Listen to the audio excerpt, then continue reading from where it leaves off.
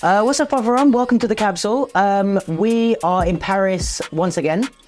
I was here before. I don't know if people at home have seen the interviews with Canon and the artist who used to be called Joker, who's now Roque Judat. Then we went to Montreal. We did some podcasts in Montreal, a jack of all trades. A few of those still left to come out. And now we came back to Paris for a very, very, very special event. The one everyone's been talking about. The Snipes Beyond Doubt battle. And I am lucky enough to be here with the organizer of the battle, Seba.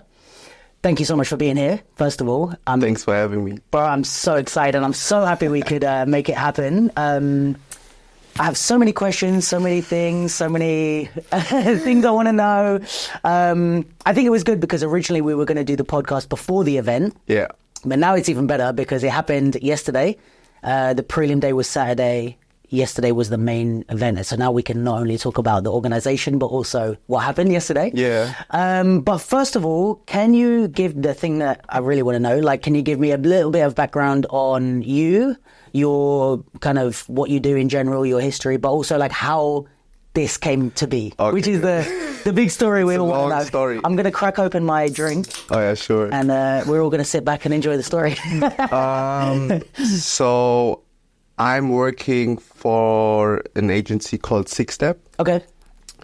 Which I think this agency started 2007. Okay. And the origin of the agency, it's Battle of the Year.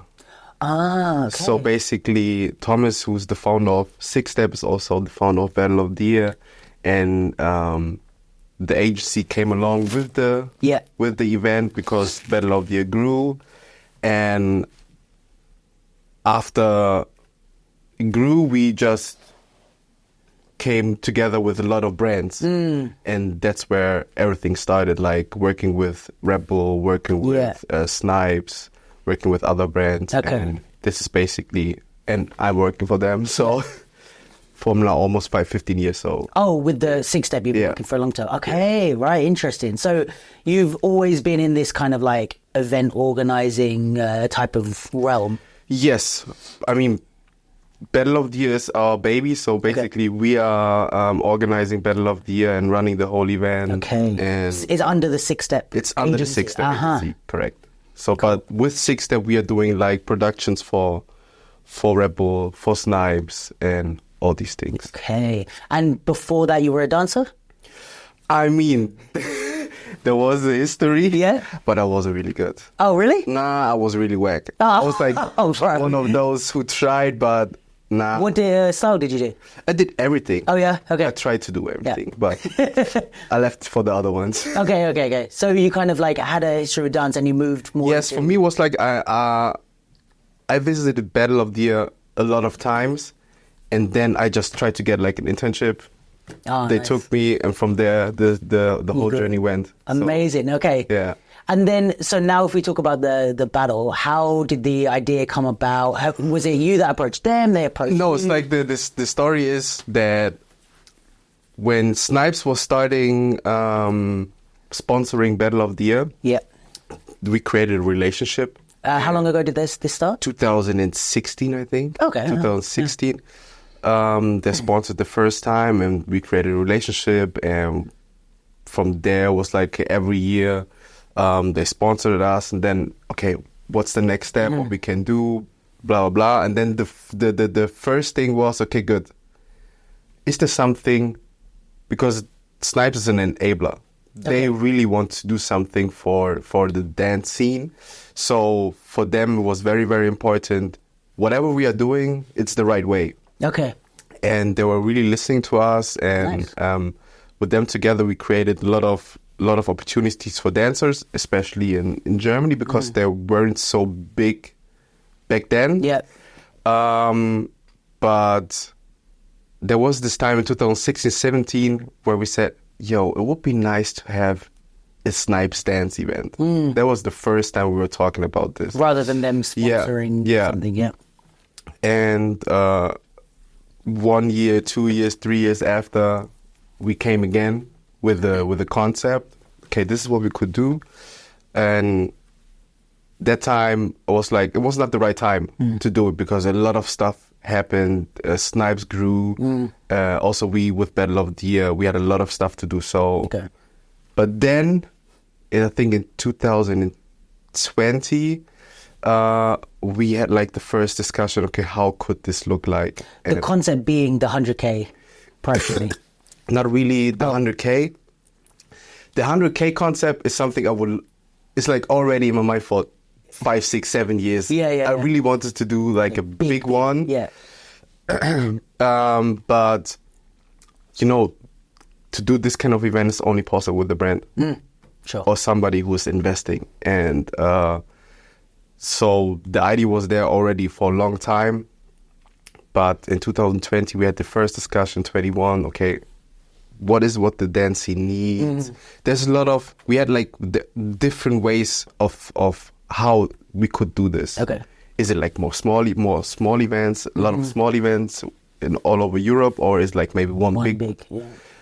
But when the whole Olympic theme came up, the topic then with other brands who jumped in, I was like, okay, now we are talking about opportunities we could create for dancers, and then we just pitched it again.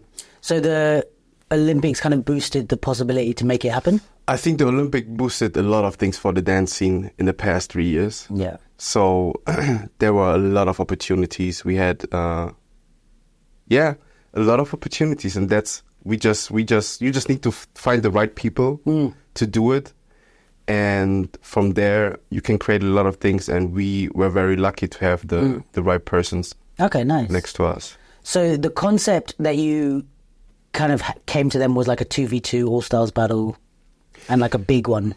Yes, the first idea was like, okay, the dance scene is so separated. We have the breaking scene, we have the stand-up scene. Yeah. Then the stand-up scene is also separated in a lot of styles. But to find a platform where everybody can come together was the first idea. Okay.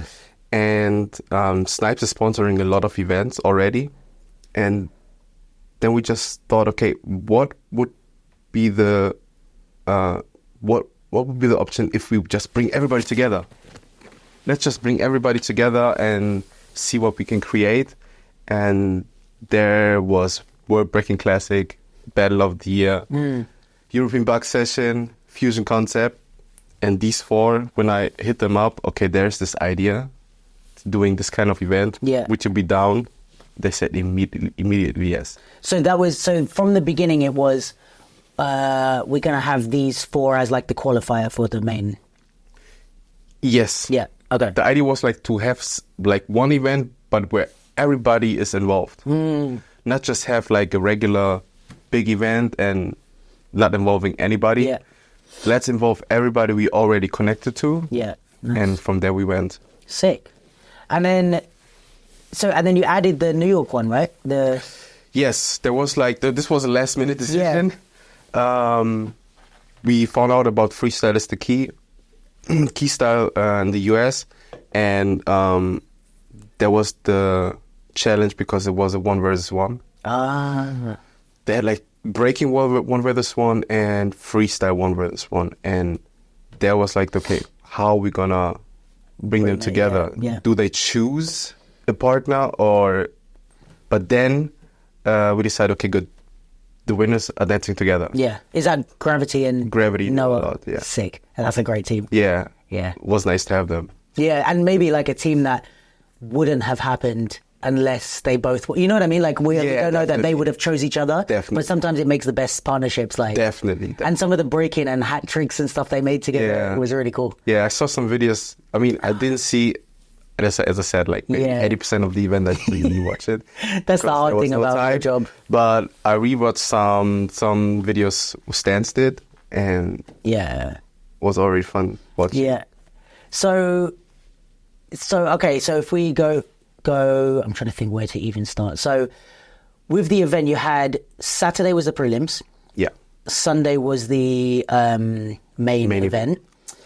With the prelims, can you talk us through maybe like some of the decisions of like how you set that up? And because you used like the and 8 system. Yeah. You had 3 rounds of prelims, and the third round was like a battle 24 to that. Was it always like this? Like, how did you get to those decisions? No, the process was very, very hard because there were so many decisions we had to make. Okay, first of all, we had to decide, okay, what kind of direction are we going? Is it like a 2 versus 2 all style? I mean, the term all style, freestyle. Oh, yeah. It's already crazy, so we had to be careful what we are doing. But at the end of the day, I was like, everybody will complain. Yeah, no matter what. They will find something. So, but we have to go with something which works for everybody. Sure. And I mean, after the event, I can tell we have a lot of learnings. A lot of learnings. I know. I understand. I understood before also, but now it's very, very clear.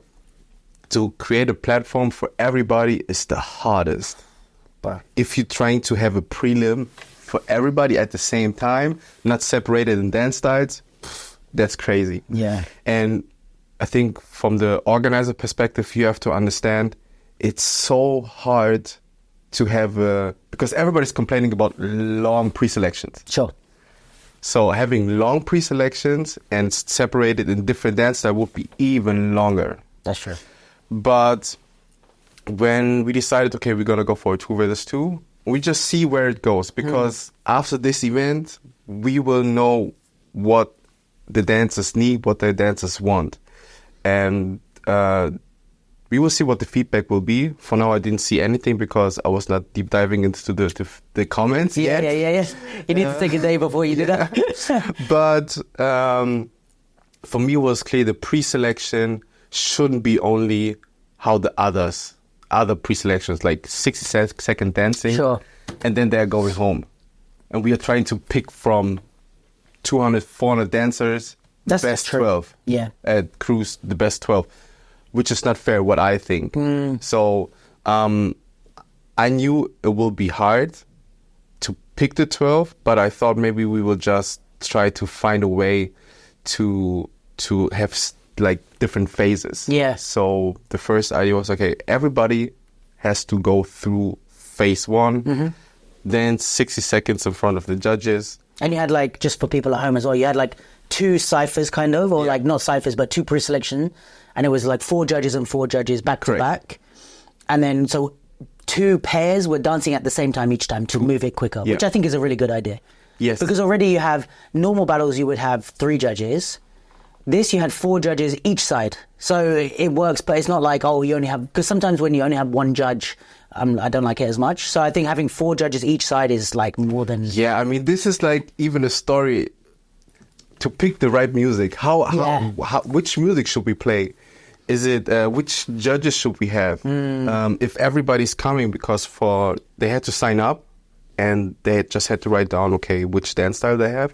Sometimes you have breaking and stand-up. You have popping and breaking. So we had everything, but at the end of the day, it's like, how is it to make it fair for everybody?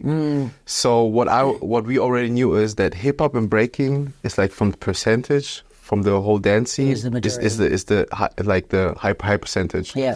So we knew we had to put like, to make it fair, we had to put like one hip-hop judge on one cipher, another hip-hop judge on the second cipher. So you split the judges. Yes, so we split like the judges in 2 hip-hop, one hip-hop and breaking on one side, 1 hip-hop and breaking on the other side. Okay. And the rest were like separated with other dance styles. Got you. This was already a big discussion because the first idea was to have 12 judges. Oh, wow. But 12 judges also means budget. Yeah. Sure. We didn't have the budget. I mean, 8 is already better than, you know. But with 8, you also have the problem with having ties. Yes, yeah, sure. But this was the main idea, like having ties is no problem. We will have a head judge who will take care of the last decision if there is something. So we'll go on to Sunday in a minute, but just to say on that subject. So you had the 8 judges. Jimmy was the head judge. Yeah. So because this is something I didn't actually understand 100% when we watched the event, but like, the 8 vote, if there's a tie, they do a tiebreaker round, and then is it only Jimmy that votes, or everybody votes again, but Jimmy counts for 2? So let's start with the phase 1. Yeah. 60 seconds dancing in front of the Sorry, this is the prelims. Yeah. Yeah, the prelim. So the best. So we cut down 50%. Yeah. Oh, okay. So, yeah, that's another thing I didn't understand. Yeah, it was 50%. So 50%. And for phase 2, you dance again 60 seconds in front of the judges. And that was in front of all the judges. No, that was basically in front of the judges. So then again, you cut down to the top 24. Yes. And then we start with the battles. Yeah. On the first day still. On the first day, yeah. And the head judge, so basically they're battling. If there is a tie, they battle again for one round. And if there's a tie again, then Jimmy's judging. By himself. And do they... Okay, so wait. They do the battle. There's a tie. They go again. And then if there's another tie, do they do another round and then Jimmy votes? No. Just then Jimmy... It's like, okay... Everybody's voting. Wherever Jimmy voted, that counts. Yeah. Basically. Okay.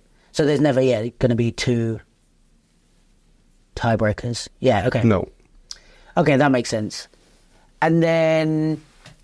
Yeah, so you did, just to explain the previous, so the first was 4 judges split, 2 people go at the same time. You cut down half, so it was like from what, how many did you have altogether, you know? Altogether, I think, I'm not sure how many because I wasn't there. Yeah. But I think we had like 200 crews who signed up. Wow. I don't know how many showed up at the end. But it's like from the maximum was like 200 crews. Okay. So then you cut down to, let's say, like around 100 or maybe a bit under if it was less. And then that one, everybody just faced the judges. It was all 8 judges did the next prelims. Then from that, they chose the 24. And then there was battles one at a time, which I think is great. Yeah. Yeah. I like the idea that you said about, like, it's not good to just do everybody dance and then you pick 12 from that. Everybody goes home. That's very... I think it's very hard for a dancer. I feel, especially when you're traveling. When you're from Paris or when you're from the, like, local area around the... From the event, then it's good. You just go there, do your 60 seconds, and you go home. But if you're flying out from Asia somewhere... Yeah. And you dance for 60 seconds, and it's also hard for the judges to remember. So hard. So this was a discussion. Shout out to Storm, because he was the one working with us very, very close to find the right judges, to go through with the right judging system.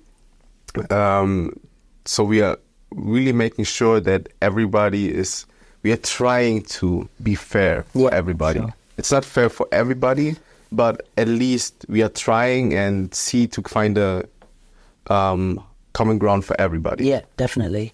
And then, so there was battles 1v1 and the judges just voted like normal, and then each winner of the battle went through to the next day, basically. Yeah. And then, so I mean, that was, and just to talk about that day, because you weren't there on the first day, because I guess you had I wasn't there to do, but it was a really good day, actually. Like, I think I was, because I had been to La Place before, and I was thinking, it's going to be like packed in there. Like, but I think it was perfect because, people do their prelims and leave and other people come. It ended up being like a nice vibe. It was busy, but not too crowded, that you were like, and you managed to get a chance to see. But yeah, some really crazy battles, like in the first day. Really? So like they were good, man. It was like, and it was nice for me because I just came obviously to do this and to film and stuff, but I wasn't dancing or really working too much, especially at the battle. So I could really enjoy, because sometimes I don't, people ask me, what did you think of the event? But I didn't really enjoy it like a spectator because I was working or behind it. This one I feel like I got to enjoy. And I think what's really cool is in the same weekend, I got the big stage experience, like to see the big lights and that, and also the really small battle experience. And like sometimes both are equally good, like to see some of the battles on the first, like already when we got to the top 24, it's like everybody on that day there was no like weaklings, like everybody was dope. So then to see that like super close and to sit like, on the floor right there, that was super exciting. And then you get, again, obviously the big stage Sunday, which was great. So I think it's really nice like that. For us, it was hard because we didn't know how many crews would come. So to find the right location, which is not too big and not too small, hard decision. So 1 week before the event, we just closed the deal with, not even 1 week. Wow. Like 5 days, 4 days, we closed the deal with the venue. Okay, but this is the one. And what we already knew from the beginning, that the setup of the event should be rough. So it should be a rough setup, not overproduced. Yeah. Let's keep it raw.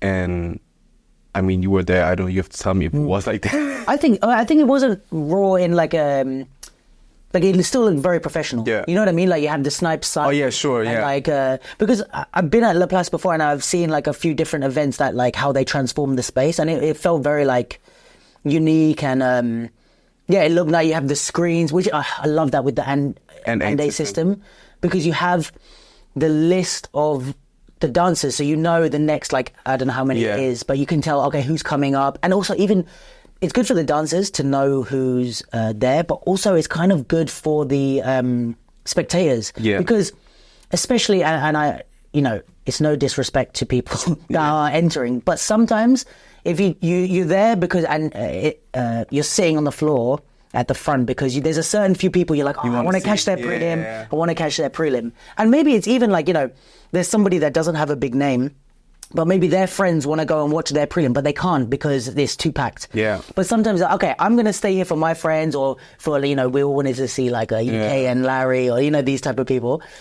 But then it's like, okay, I can leave and go to get, and other people can come because they say, oh, my friends are coming up, let me go sit. So I think it's nice that the audience like rotated based on who they wanted to see, or, you know, if the breakers are coming and I don't watch the breaking as much, maybe somebody else can go. Like, so I think that system was really nice, having the screens on both sides, and the whole way it was set up was awesome. And I think it's really cool that you guys filmed the first day also.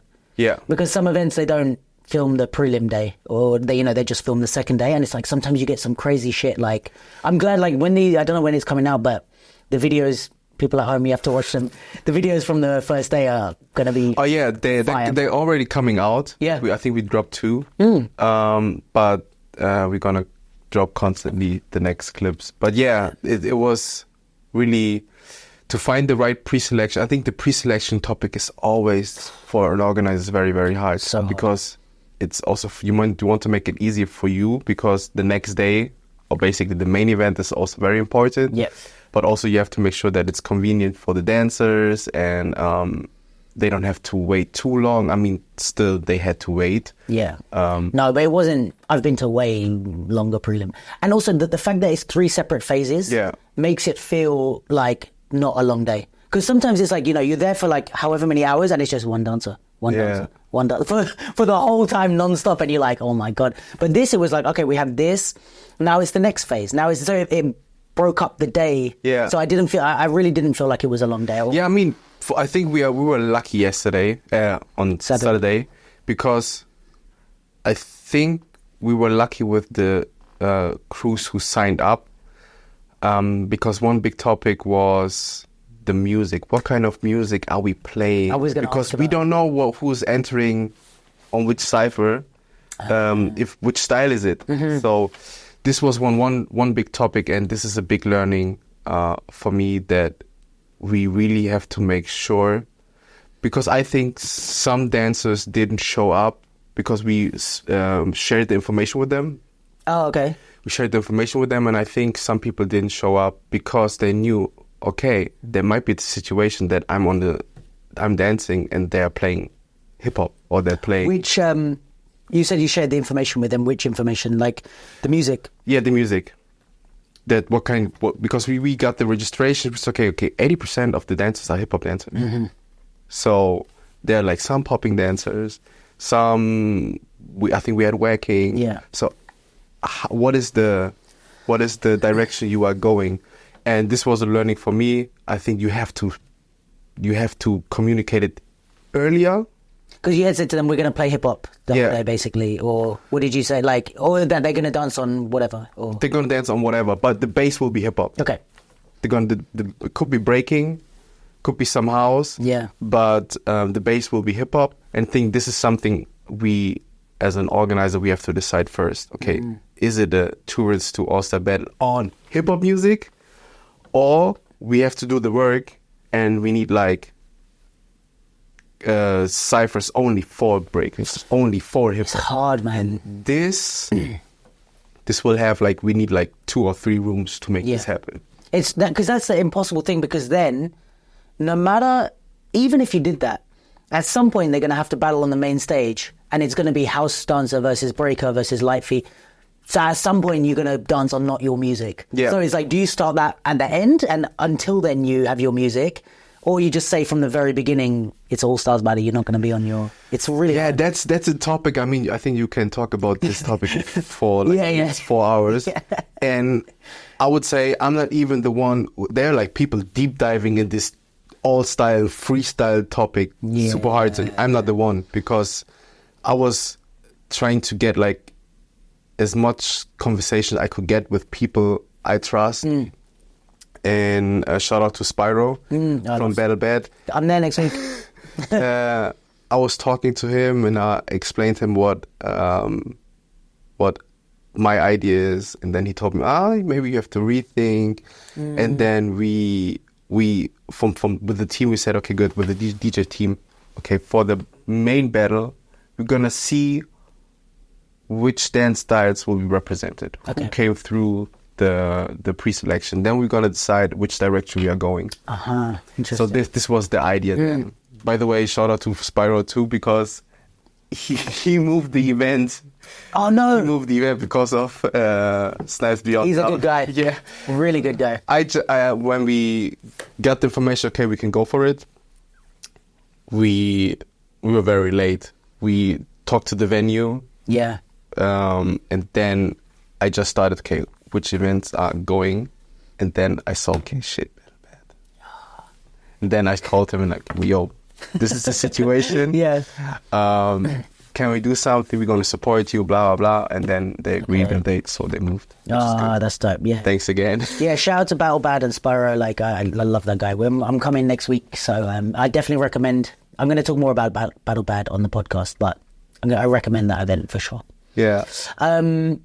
That's crazy. So the music was like, the base of hip hop. And the other thing with that is that if you do like random music, like if you just do house or dancehall or this or that, it's like everybody feels unhappy, I think. You know, it's like it's more fair in the sense that nobody's on their own music, but also everybody's like, the popper got a house song and the house dancer got a hip hop song, and that doesn't work either sometimes. That's the thing. Is it even possible?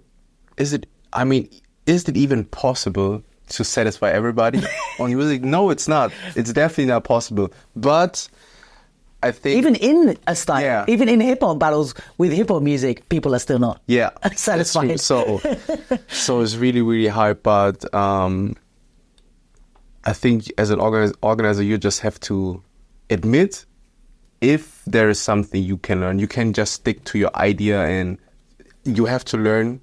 You have to see what is happening, observe. You have to talk to people, get advices, and then you move on. And so the first edition was really, really hard, like here. And I knew, okay, when we decide this, we might lose people here. But at the end of the day, we had to go for direction. And you have to you have to make some decisions. You know, it's never going to be perfect. And then, so that was a prelim day. Which, like I said, it was like a battle in itself. Like that would if I went home after Saturday, I would have also been happy. And then Sunday was at the Paris Dome, the Dome de Paris. Dome de Paris, Palais des Sports, yes. Was this always the venue? Like, was that the one you had in your vision board, or you just found different options? No, we knew it would be Paris. Okay. It would be Paris. I mean, it's the city for dance. It's the city of, but it's the crowd. It's the crowd who's really, really, they really appreciate dance on another level. Yeah. So we knew it will be Paris, and there was the big decision: are we going for a small location, or are we going for a big location? Mm-hmm. We tried to go for a big location, which is flexible. Mm-hmm. So where we can build from 1,500 to 4,000 if you want. Okay. So we were flexible here. And so, but Dome de Paris with the setup, it was perfect for us. Yeah. I don't know, as I said, I don't have any feedbacks yet. But I thought it was like, for me was like, this is the perfect location. How many what was the setup that you went with? Like, do you know how many seats you ended up? I think we have 3,500 seats. Okay, and then you have the area. In the area where we're staying, but you are not allowed to have a lot of people in the area where we're standing. So there were securities checking the numbers, and right. So to go very packed in the middle is not even possible. Yeah, right. But yeah, so we were very flexible. But also another crucial part is we gave out free tickets. For us, it was sure, okay, we have 100K on the table for the winner, and it's free for the dancers and the audience. Was that was your decision, or from Snipes, or No, it was our. Yeah, okay, you said we wanted to be free. Yeah, we said this event has to be from the culture, for the culture, and with the support of Snipes and Nike. And we said for everybody, it has to be for free. Like, you don't want to make it like, oh, I can't afford to come, or yes, this type of yes, thing. definitely. Yeah, everybody. And the thing is, if you have a free event, the no-show rate is always there. Yeah, I think it's like you expect like 30% drop-off, right? Like people that signed up that don't show up. Yeah, definitely. Yeah. And I don't have the official numbers yet. I still checking because we had like tickets, and we have community tickets we gave away. I had like people who just gave away in the dance school. Yeah. So there's a lot of tickets, but I don't know how many at the end came. But there was a lot of people in there. It wasn't like, I think maybe there was a few seats that it wasn't like sold out. Yeah. Well, actually, it could have been, because even those people might have been down at the front. Yeah, I think they went down. Yeah. Yeah. But there was a lot of people in there. Yeah, definitely. So, but for me, at the end of the day, it's like the audience has to see. Yeah, if you're too far away. If you're too far away, it's not good. But I think there was the perfect fit for stage and ratio of the. I mean, I like that there was seats, you know, because we weren't sure, like, because I hadn't been in that venue before. So I was like, is it going to be seats, or is standing for the whole time, or like, you know, I don't know how it was going to be, but I mean, maybe it's also because I'm old, but like, I like to be able to just sit down and enjoy the show, like, instead of have to stand up. And even though sometimes the vibe is different, but I mean, it depends. It depends where you are. I think, especially in Japan, everybody's sitting. Oh yeah. Yeah, everybody's sitting. It's more the way that. Yeah, for us, when we had the first time Battle of the Year in Japan, we moved from Paris, from Montpellier to Japan. So we had people sitting in the grandstands, but also people standing in front of the stage. But then going to Japan and talking to the local organizer, and they're telling us, yo, we might need seats everywhere. Yeah. And for us, it was like, but this will kill the vibe. Yeah. But this is just the mindset of a European spectator. Right. So it really depends where you are. I mean, standing is better than sitting on the floor, for sure. Yes. The sitting on the floor would have been stressful. Yeah, and this was also, okay, is it standing? Yes. Are we... For me, it was clear, I want to have it compact. So let the people very, very close to the stage. There is no press pit. Yeah. So, no, that helps a lot. Because I told everybody from the media, yo guys, there's no press pit. Yeah. You just have figure it out. Figure it out. But for people at home, like, usually if you see like the concert, the edge of the stage is there, then you have a gap, and then you have the audience, and in that gap is where all the photographers and press and media go, so that they can shoot unobstructed. But that leaves a gap between the audience and the performers, which can sometimes kill the vibe. But I think it's a good decision, to be fair. Yeah, but at the end, you know, you have the media, we don't get the right pictures. But at the end of the day, it's because, I mean, the dancers need the energy from the spectators. Yeah, and it's like you can have the right pictures and then kill the point of why you're there to cover an exciting dance battle. Yeah, that's true. The exciting dance battle doesn't happen unless it's the right, you know what I mean? It's like... That's true. It's like, imagine, I don't know, like there's a band playing and you say, oh, can you turn down the volume so I can do this interview? It's like, no, the band is the point of why you're here. It's like, we're not going to arrange too much around that. Yeah.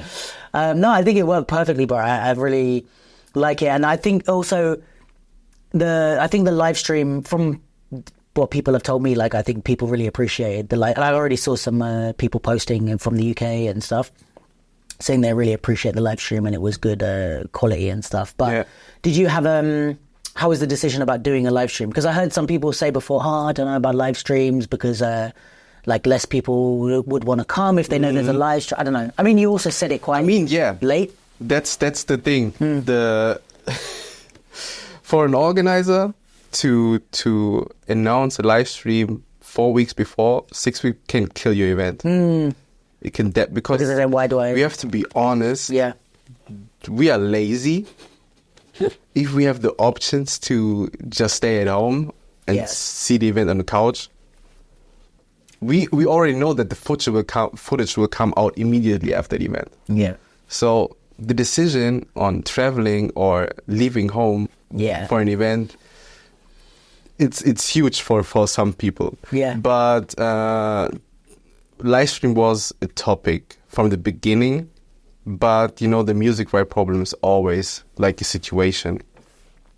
But we said, okay, we just go for it. We see where it goes. Yeah. And at the end of the day, we also said we want to make sure that everybody is able to watch this because this is like a huge thing for the dance scene. Let's see where we'll go. Yeah. And then, that was basically the idea. Nice. And it was it Stance that ran the live stream?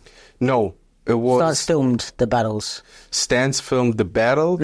So we had a media team, which is Lil Shao for pictures. We had Stance who are doing just Stance stuff. Yeah, it's like the name is a description. You know what they are doing, so. And we also brought in New Dance TV. That's the whole idea of the production team was bringing people from the scene. Nice. That's really so there was like Daniel for Stance. Yeah. We had Paul from World Breaking Classic who was taking care of the live stream team. Amazing. And the guys who are doing the live stream also, some people are dancers. Oh, cool. Some people are always working with dance for the past 10 years. So we already knew which direction it should go, but for us it's always important to make sure that the quality is there. Yeah. So for me it was clear we have to go with that. I really like when I'm at home. I really appreciate that because it's also like you have the half that you don't want people to be lazy and to not come to the event, but then there's also people that like they can't get to the event, and it's really That's the point, yeah. I think there is. I've spoke to people about this before. Some people, it's not me, but some people say that they like to have the magic of the you have to be there type of vibe. But for me, I'm also like, it is nice to be able to share it with people that can't come and, you know, to make the whole world talk about it, you know? Yeah. At the end of the day, it's also very important. Okay, now we have to talk about, like, it's real talk now. Yeah.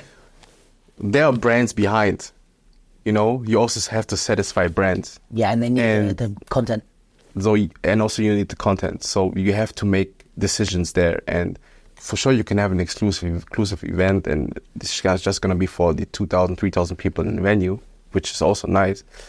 But for us, it was also clear next to the brands that we want to make sure that everybody can enjoy this moment. Yeah. And everybody sees this moment. So it's not only one channel was live streaming, it was live stream on Stance, on New Dance TV, World Breaking Classic, Battle of the Year, EBS, YouTube, Facebook. So we shared there's nobody gatekeeping the Yeah. So everybody has it. Everybody has it, everybody can keep it, and that's the magic. Everybody can really enjoy the breaking scene, can go on Battle of the Year and check it. Yeah. The Crumb crews can go, or Crumb people can go to EBS and check it out. Yeah. So that's the whole point. That's really good. Yeah, I like that.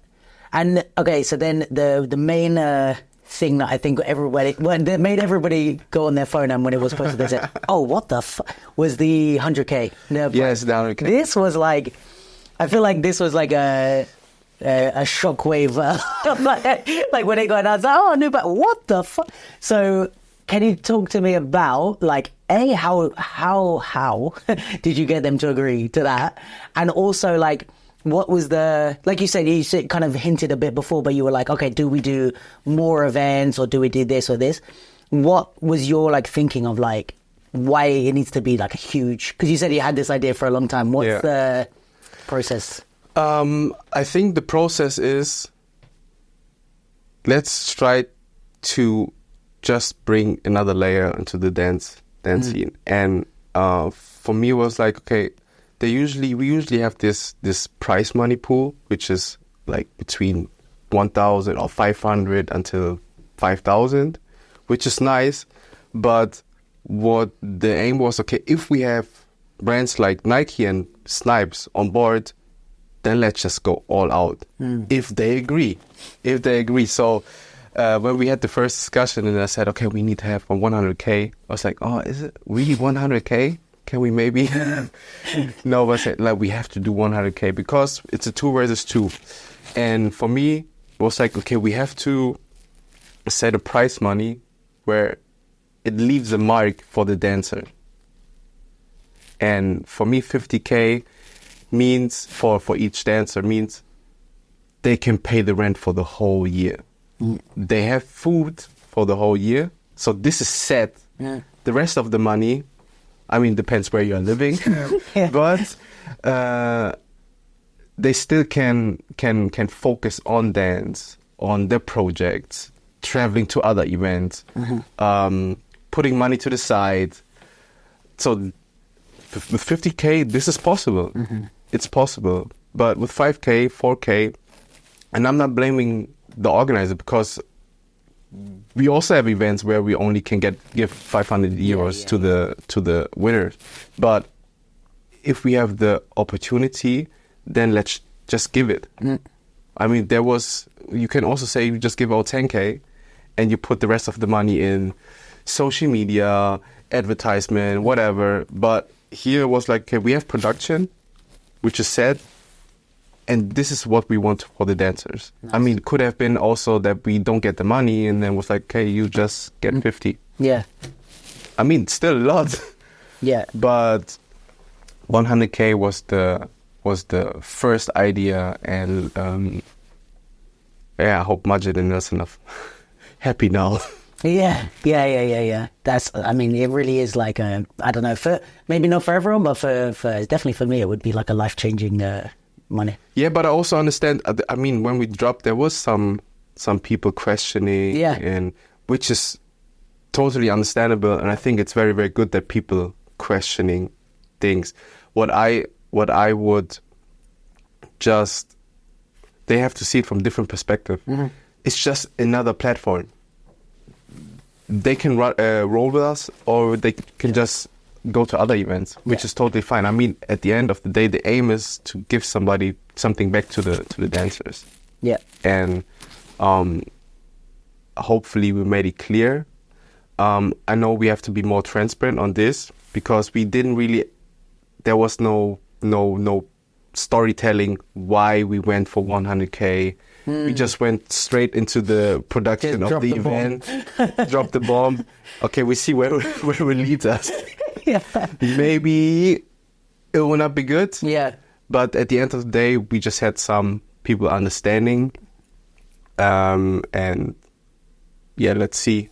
But I think that's the same with every event. Like, and I think, you know, it's also, like you said, it's good to question, but it's also fair. Like, okay, if a different organizer have the same budget as you and the same opportunities, they would put a completely different event. You had the opportunity, you put on the event that you wanted to put on. And I think for me, that's the magic of like that's why we have different people. It's not just like the same event 50 times, you know, it's like, okay, some of like Battle Bad, they have their priorities. Summer Dance has their priorities. Fusion Concept have their priorities. But that's what makes the scene so great. Like everybody has a different creative vision. And that's a perfect thing because you just mentioned all these events, and I'm super, super thankful that all these events came together, let the people aside, the ego aside, and just came together and saw the vision. Yeah. And hopefully, if we can go for the second edition, then I would love to involve even more. Yeah, this is the thing, like, with budgets like that, it's easy to be like, oh, we don't need money, we can do it, blah, blah, blah. But when you have a good budget and good sponsors and backing, you can really create something, you know what I mean? And like, I think this is sometimes what we're missing because it's like everybody's scrambling for their budget and there's not really a way, like you said, to bring everybody together. But sometimes it does just take the money to be like, okay, all of these events are going to have like, imagine if you had like, I mean, this probably is your vision, but like, if all the biggest events were all qualifiers for this, you know what I mean? Like, and then it's like everything is like all in one.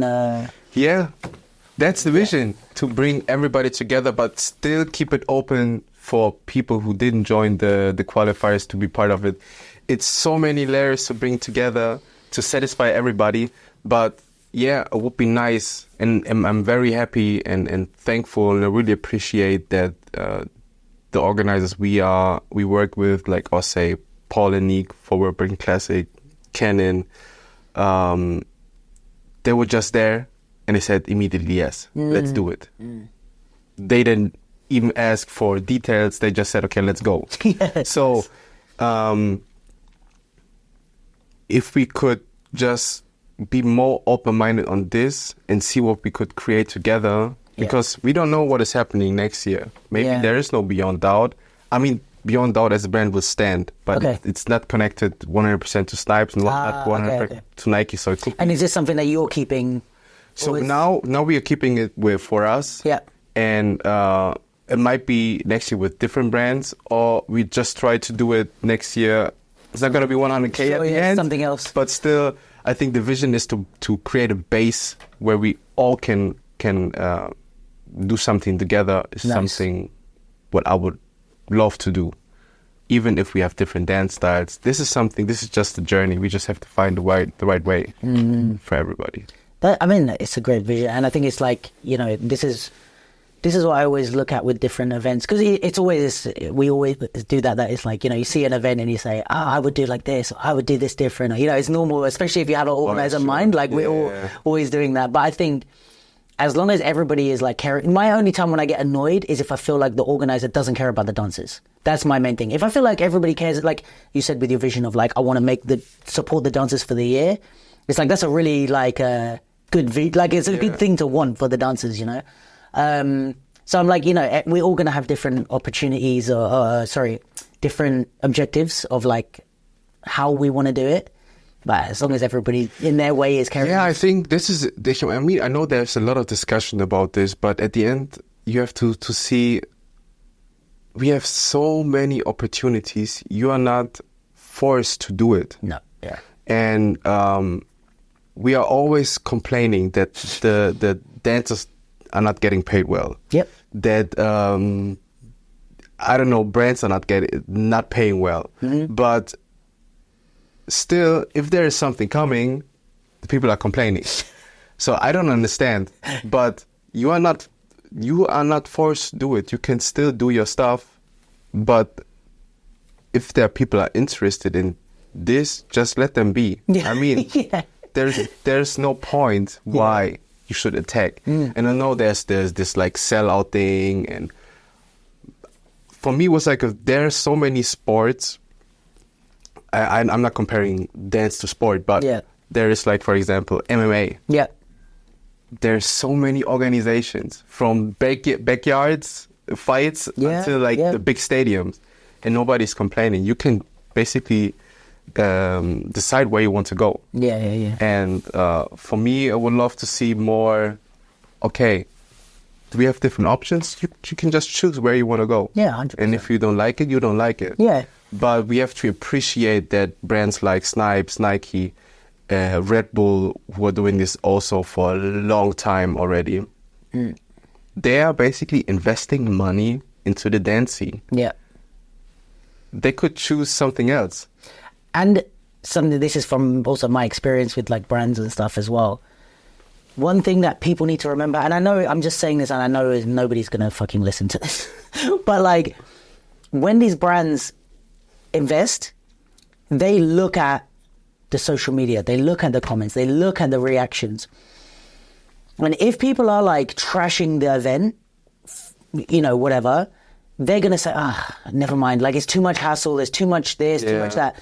And it's like, I think it's important. And I don't think that you shouldn't criticize or you shouldn't critique an event, but it's how you do it. Like, it's the thing that, hey, like, it could be better if you did this, blah, blah, blah, or speak to you directly, or make a podcast, or, you know. But, like, I think sometimes when people just write comments, this, blah, blah, blah, it's like they don't even think that it's like, and it's not even just about your event. It's like Snipes might say, well, then dance events in general. And now you fucked it for like all other events. That's the point. It's like, okay, even if you disagree with this event or whatever, or how they did something, it's like, just take a deep breath before you engage, because you're messing it up for everybody else. That you know, even it's like Battle of the Year and all these other ones that Snipes work with. It's like we as a scene, I think, need to have some collective responsibility to like.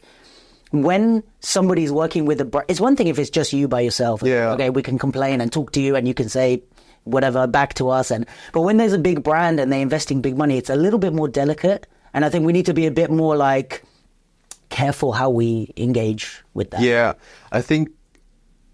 Yeah, it's like more. We always are talking about each one teach one, love, peace, and harmony. But at the end of the day, there's war online. You give anyone an Instagram account, and they start to, you know, it's the whole problem with social media in general. But it's a shame because it has real effects, like things that some people just comment. They probably don't even remember that they commented it, but it's like, man, you're really messing things up for us, you know? Yeah, I mean, huge respect to Rebel and to Snipes who are doing. I mean, Rebel is doing it already for maybe 15, 20 years. Yeah, BC1 is 20 years. 20 years. So Snipes also doing it for a long time, and they're sticking with the dance scene. They're really building platforms. Yeah, they could go for something else. They could go for skateboarding or for badminton, whatever. They could go for everything. But for sure, dance is nice. People enjoy dance, and we should be more. How should like the awareness, being careful what they're saying. I mean, it's not they are not allowed to say something. It's just if you're saying just the event is trash or the brand is trash, doesn't make any point. Yeah, there's no point. And so I mean, this is a whole rant on its own. I won't waste your time with that, but just like most of these people saying this shit don't know what they're talking about even. Yeah, it's like one thing if you work with the brands and then you say, like I know some people that, you know, worked with certain brands and then they say, you know, I don't like working with this brand, they're not good. It's okay, I might disagree, but I understand, like, you have your relationship with them. Yeah. If you're just some person with an Instagram account, it's like, this and that. It's like, you don't know anything from behind. You don't know how much they care or how much they don't care. It's like, you know, well, anyway, that's a whole other people with social media accounts we could talk about forever. I also saw, like, because Canon was saying this with Fusion Concept, but having the more judges to make it more fair, I think is a good thing. Like having the 8 judges, I think was cool. There was a couple of ties, but to be honest, I'm not mad at ties. I know it's like a bigger. Yeah. There was the topic, why are you having 8 judges? Instead of 9. Instead of 9 or 7. There is no big story behind. We just went for 8. We just decided. The first idea was to have 11, but then was like 11 judges getting paid. Budget, flight, hotel. Okay, good. Yeah, so we went for 7, and then we said, okay, good, but we would love to have like a male-female ratio, which is quite fair. But it was also hard because we were so late. We didn't get we wanted to have 4 female judges, 4 male judges, but it's so hard. I mean, we know the people we wanted to have. But also booking available, exactly, yes. So this is like the reason we went for 8 at the end. But we said it's not only a responsibility for the dancers, but it's also a responsibility for the judges. This was my first, when I saw the 100K, my first reaction was, this is a big job for I was like, who's judging? Because this is the hardest thing. Because the finals is like you're voting this or this, but you're giving 100K to someone. So it's a big responsibility. Yeah. So this is the reason we came up with we will have 8 judges. There might be a lot of ties. But I think one round is okay.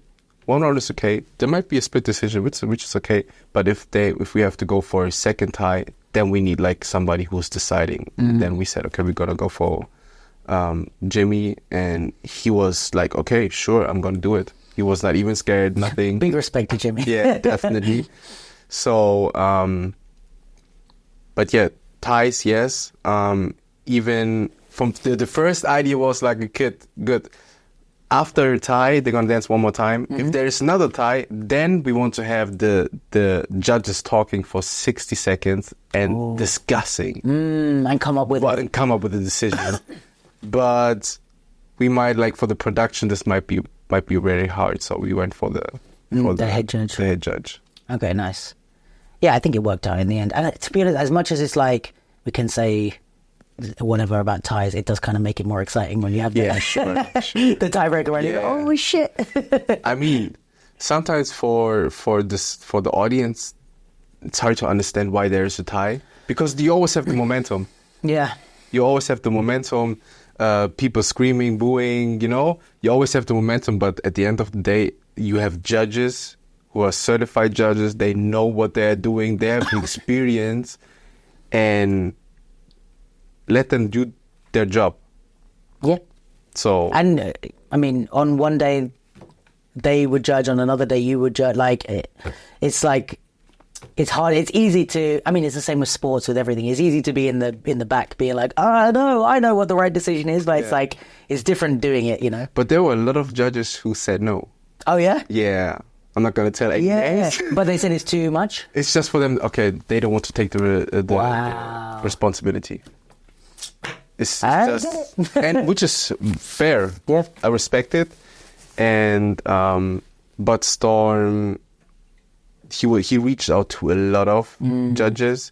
Some weren't available. Some didn't want to do it.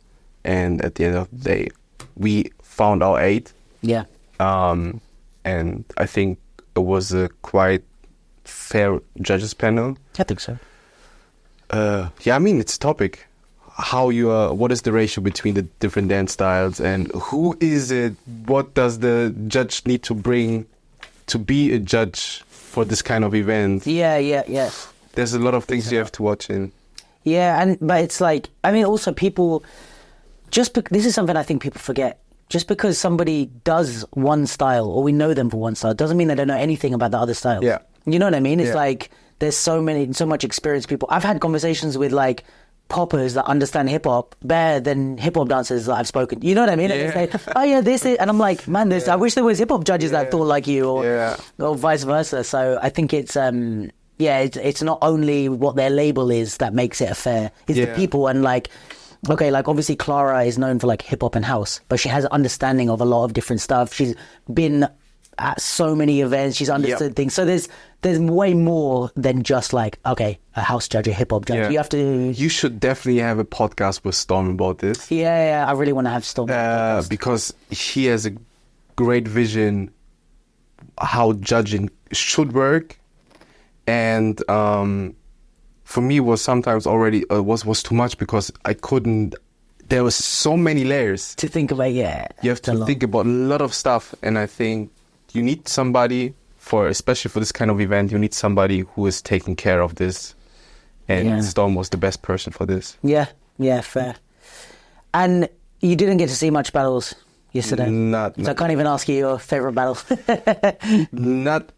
When I saw the battle bracket, I knew the top 16. Bro, as soon as they put it up on the screen, it was like, oh shit. Yeah, the top 16, and okay, this will be hot. Yeah. There will be some hot battles. I wanted to see the Stala and Diablo and Majid Nelson battle. Yeah. But I couldn't see it. But yeah, I will rewatch the live stream. Yeah. And see how the people enjoyed or not enjoyed the decision. I just heard I was in the backstage, and I just heard a lot of people booing. I was like, what just happened? That was I think that one was the Mr. Chris and his brother against UK and Larry. That was what happened? I think they just didn't agree with the judging, because was it extra round, or was it was one extra round? So I think it was like, I can't remember if it was extra round or not, but I think it was. Yeah, they just killed it. The B-boys, like they were really good, basically. And then Larry and UK, they're dope. And then I think it was 1-0. It was the fight. I'm correct. I'm sorry if I'm wrong, guys, but I think it was 1-0. So which means one of the rounds was a tie, and one of them that Larry and UK. So I think everybody was like, which one was a tie or like, didn't. So a lot of people were booing that one. And Larry and UK's team name was the bad guys. So it came through on the day.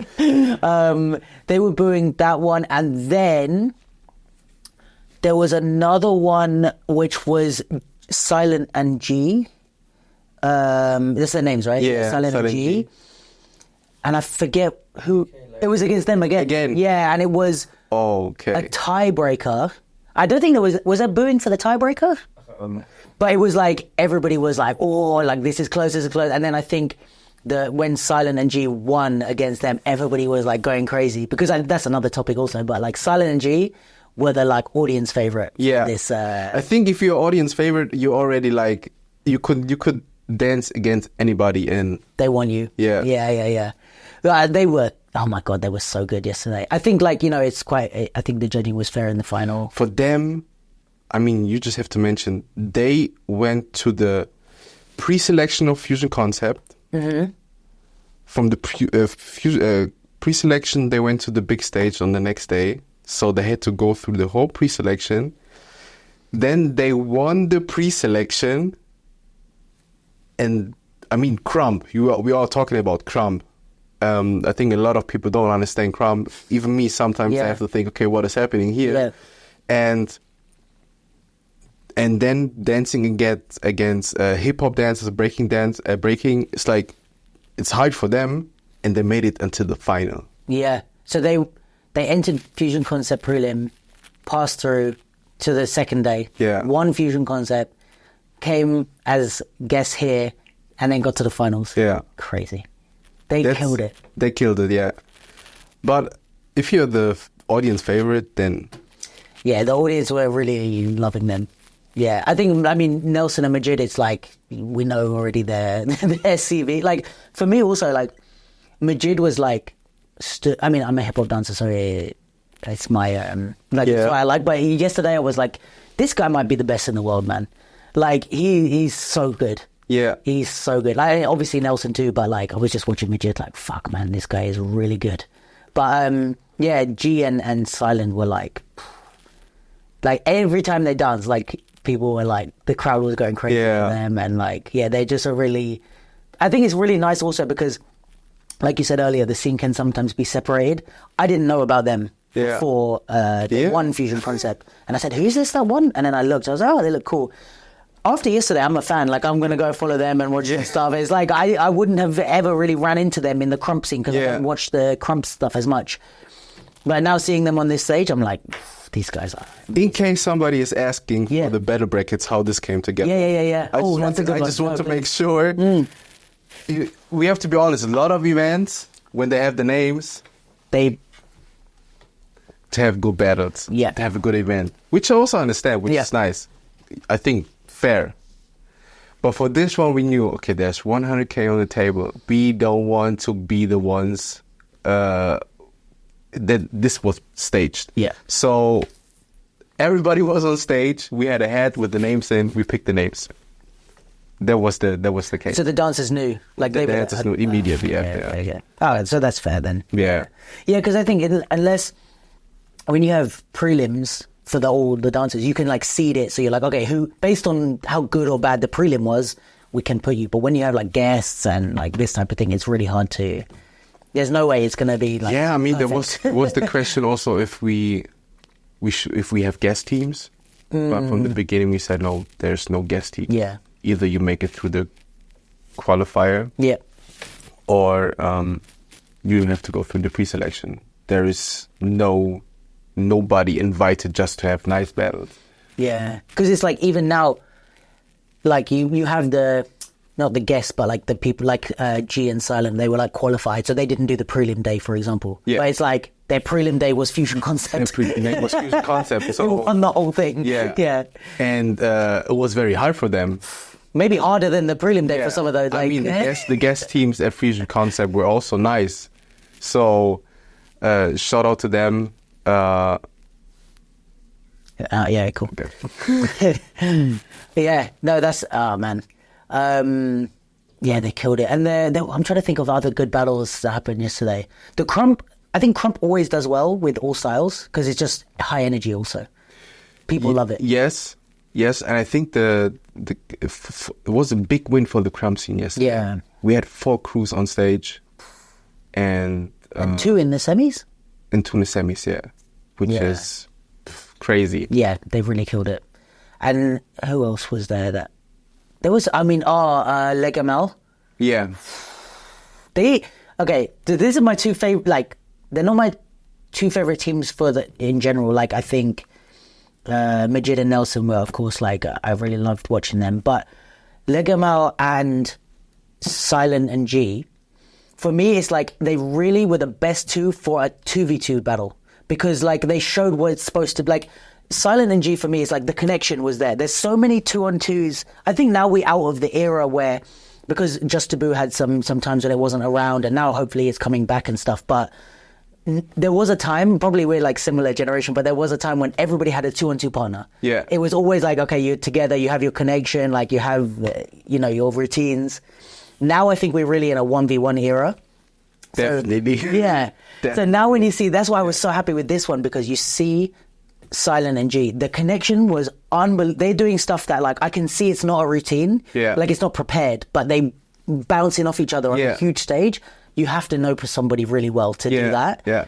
And then Legamel, like, they have good fucking routines, man. Like, for me, there used to be, there is an art to good, like, battle routines. Yeah. And I mean, my favorite was UK and Aldo back in the day.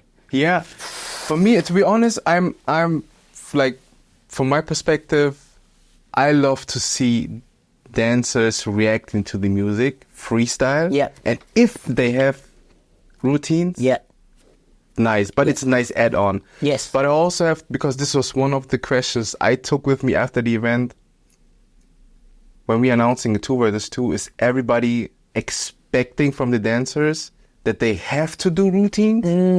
Is it something they expect? And this is what I also wanted to check with the judges after, because that's what I have to understand. Do the judges expect routines if there is a 2 versus 2, or could you win just doing solos? Because for Battle of the Year, we have the crew battles, and the crews, the routines are very nice. You know, everybody loves to see routines. But I think it was the Florias who, they did the show, did the battles, and I think they didn't have any routine. And maybe another crew, I'm not sure. But there was no routine, and they still won the event. So this is one thing what I would love to understand. I know that for the audience, routines are always nice, and I don't want to miss it.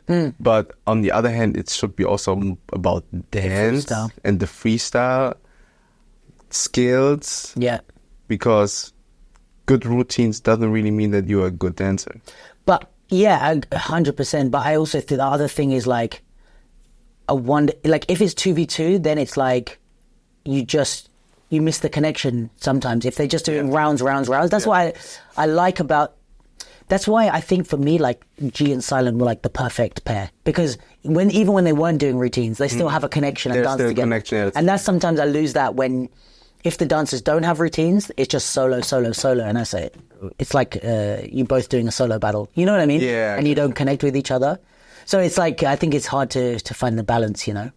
But yeah, I hear you with the because I mean, Just Taboo, it's like you can't do too many routines, right? I think they used to have a rule of that. Like if you do 2 routines, because some people got disqualified before. Oh really? Like I remember in the qualifiers in the UK, it's like, I think it's either 1 or 2. You can only do that many. So if you did your 2 routines or your 1 routine or whatever, then if you do something together, it's like you're disqualified or you're out because the judges can't vote for you because you did two routines. Sorry if I'm wrong, Bruce, but I think I think this was the rule. Like you can't do too many routines. I mean, it's also nice. Yeah. It's also nice. Then you really make sure that they are reacting to the music and there is like the freestyle part. Yeah. But I think I really like this on the first day that it was 3 rounds, I think, in the top 24. Yeah. So it was like, you have to make a decision for the 3rd round because 4 rounds is I go, you go, you go.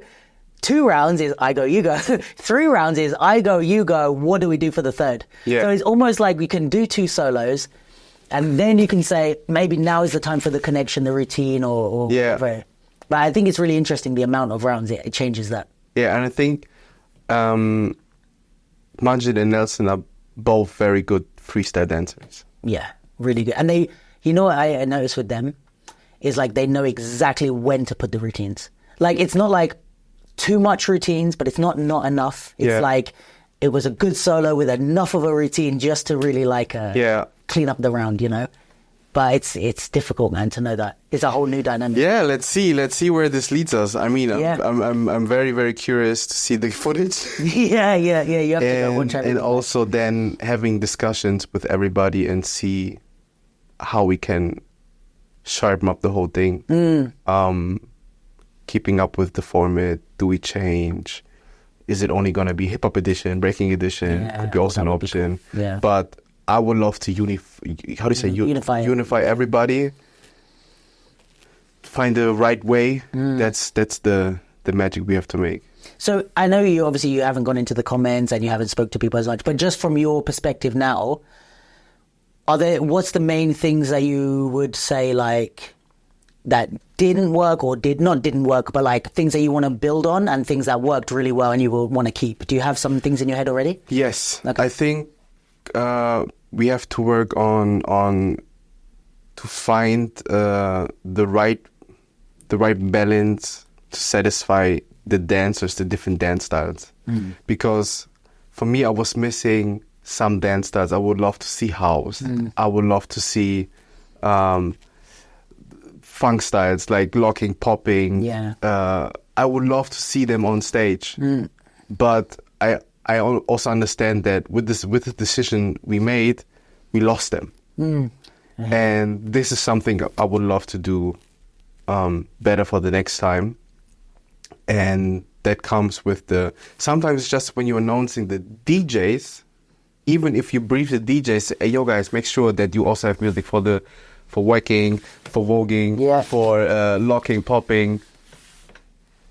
The audience doesn't know, or the dancers doesn't know. So they just see that as hip hop. Okay, breaking DJ, 2 hip hop DJs. Okay, good. We already know what the music will be. Right. That's something. That's a big learning. That's a big learning because you really have to be transparent and communicate what is happening because that at the end of the day is a decision of the dancer if they make it or not. I think for the judges we are good, but yeah, unifying the dance styles, find the right way. That's something I would love to work on, and the rest I just really have to see what people are saying. Yeah, I mean, is there something from your perspective you would say you would have to work on? Actually, I mean, like event-wise, I think everything was really nice. I mean, the rest, this is the thing. And because I was going to, even if we didn't do this, I was like going to do a podcast to talk about like my thoughts. And I think I still probably will after Battle Bad to like catch up everything. But my only things I think would be creative decisions. You know what I mean? Like I could only talk about, I would do this if it was my thing, but not like there's anything that I think should be better or, you know what I mean? Like there's so many options that you can do, you know, you see even like if, like you said about having more of it, like if this one becomes the main funnel and you start to do like international qualifiers, but that could be cool. I think the music thing is so hard, bro. Like I really don't envy you to figure that out. Yo, to be honest, I was scared. The music thing was a topic and I was really like laying in bed. Yeah. What are we doing? Is it the right way? The thing is, having like mostly kind of like hip hop as a base, anything that you pick as a base, it does put everybody on the same level. You know what I mean? Like hip-hop dancers have more, but also hip-hop music is kind of the base of a lot of like styles. Like it has this kind of balance. It's not like crump music would be really hard for other people, but hip-hop music, it would be a nice challenge, right? It would be a nice, for sure. It would be, if that's the format of the battle, and at least you know what to prepare for, kind of thing.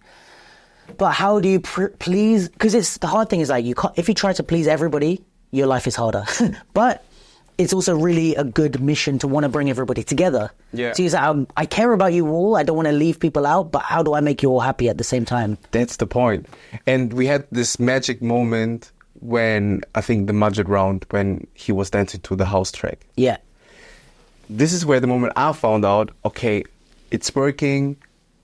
I wish we would have more this kind of moments during the whole event. Yeah. Because I don't know what the DJs played, but I saw this one. Yeah. And I knew, okay, if we would have this kind of moments more, then we would make everybody a little bit more. Yeah. Challenge everybody, also make it more old style. I think that is the nice thing about, because it's really like there's no in between. It's either really good or really bad, in the sense that some dancers, they get a song that they don't know. Yeah. I mean, at this level, I would hope this top 16 at least can deal with other styles. Yes, of music. yes. But in a general all styles battle, maybe you get somebody that's like a really good popper, and then they have a different style of music and they're just really terrible. Or you have like the magic moments, like yesterday, you have somebody who's a hip hop dancer, but on a house song, and you say, oh shit, you can do some house as well, you can do some footwork, or you see them dance in a way that they never danced before, which is the magic of giving them different. And I think we actually do need more of that. Like, people get too comfortable in their style of music, and we're too used to seeing the same shit from the same people. It's nice to be like, oh, I never saw Grishka do, I don't know if you saw that, Grishka did a breaking round. Right? Yeah. Like, Grishka did a breaking round, or Majid doing house, or like, you know, and even with, even with the pair-ups, but like with Noah and Gravity, doing like break, and Noah did a head spin. And it's like, what? Like, I never would see this in a you know, a different type of battle. So I think there is a magic to that. But yeah, that's so definitely the topic, all style, how to make it happen. I know that for this one we are not perfect and we didn't do enough because of the time. But if you're going for a next one, we will come correct. And this is why the last question I was going to ask you is like, what's your plans and your vision for the future? Like, okay, plans is like realistically what's next, but then also vision, like what ideal world, what would be the best? Realistic, we will have, we will just collect the numbers now. We're going to have a debrief with everybody and collecting the feedbacks, and then we will just have honest talks with Snipes and Nike, and let's see where this leads us. And I hope that they still have the trust. They should. Like, guys, if you listen to this, he did a great job. I hope that they are down to do it the second time. That would be great. And then we have enough time. And, you know, brands sometimes they really take time, or they need time to decide something. Yeah. So to do something, because if you're going to, we spoke with a Canon or anyone that does a big event. If you're going to do it again next year, you have to plan starting tomorrow. Definitely. Yeah. So, but yeah, the plan is, if we can do it again, bring more styles in, bring more events in. Let's grow together. Let's build a platform for everybody. Yeah, I think that's dope, man. And you need someone that wants that to bring everything together. Yeah, we just want to elevate the dance scene. That's what we love to do. And what's your, like, if you got your magic wish from a genie, like, what would be the, like, how would this go? Like 100K every year? Yes, definitely. Yeah, that's the aim, to have 100K every year, and hopefully the next time we can maybe also have prize money for the second one. Got some prize money. Oh yeah, they did. We didn't announce it. Okay, they got some prize money, but maybe for the third. We don't have a third place, but third, fourth, so we also can give it something to them. Like, whoever was in the semis or something. But I also love the idea of all or nothing. Yeah, you just really have to give everything on stage. Yeah. Just being comfortable. Okay, if I get to the semifinals, then I already have some.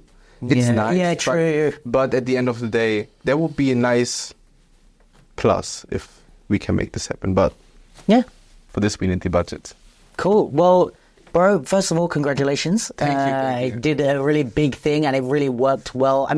With events this size, so much can go wrong. So much can be delayed. Like, one thing, like a screen shows up late and you're delayed by 4 hours. Like, there's a million things that can go wrong, but it ran on time. It was a good event. It was like smooth. Like, like the production was great. Like, everything looked good, sounded good. The dancers were amazing. So I think it's a good success, especially for the first time. And also thanks for having us here. And I'm super happy I got to chat to you before we leave Paris. But yeah, congrats, and I'm super looking forward to seeing what Thanks for having happens me. next. Of course, bro. And yeah, Amazing. let's see. Let's see. That's the moral of the story. And thanks everyone for tuning in. And this weekend is Battle Bad. So this is going to come out this week. This weekend is Battle Bad. And then next week, we kind of back to regular pods. I have some interviews coming out with some people still from Jack of All Trades. We did some more. And yeah, just if you're here because you wanted to check out Seba, follow the capsule. And yeah, that's it. Thanks for tuning in, guys. Peace.